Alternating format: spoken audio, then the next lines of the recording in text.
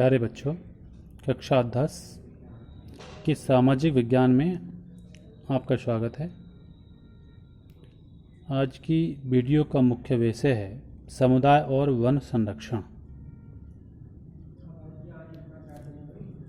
देखिए, भारत में वन संरक्षण अधिनियम जो लागू हुआ था वो 25 अक्टूबर सन 1980 को हुआ था। उससे पहले हमारे भारत में वन संरक्षण अधिनियम अस्तित्व में नहीं था, तो बहुत अधिक शोषण हुआ करता था। इस अधिनियम के प्रावधानों के अंतर्गत वन भूमि का गैर वानिकी प्रयोजनों के लिए केंद्र सरकार की पूर्व स्वीकृति अनिवार्य होती है।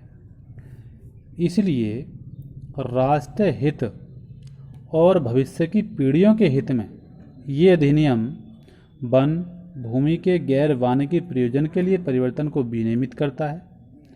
इस कानून का जो मूल उद्देश्य है, इस अधिनियम का जो मुख्य उद्देश्य है वो क्या है?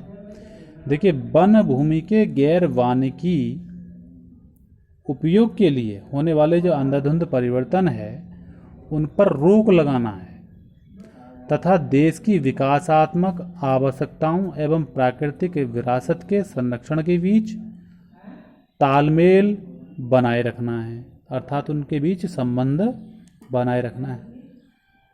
इसे सुनिश्चित करने के लिए हाल ही में इस अधिनियम के अंतर्गत नए नियम बनाए गए हैं और 10 जनवरी 2003 को पर्यावरण एवं मंत्रालय द्वारा अधिसूचित किए गए हैं। 1980 से पहले वन भूमि की गैर वानिकी प्रयोजनों के लिए परिवर्तन किए जाने की जो दर है वो लगभग 1.43 लाख हेक्टेयर प्रति वर्ष थी। लेकिन जब से यह अधिनियम अस्तित्व में आया उसके बाद से ही वन भूमि परिवर्तन की जो दर है वो 15,000 हेक्टेयर प्रति वर्ष पर आ गई और अधिकांशतः वन भूमि परिवर्तन की अनुमति पेयजल परियोजनाओं, सिंचाई संचारण लाइनों, रेलवे लाइनों, सड़कों, ऊर्जा, सुरक्षा, खनन परियोजनाओं इत्यादि की विकासात्मक आवश्यकताओं की पूर्ति के लिए दी जाती है। हिमालय जो उत्तराखंड राज्य है, उत्तराखंड राज्य में गढ़वाल और कुमाऊं राज्यों में पहले एक आंदोलन चलाया था, चिपको आंदोलन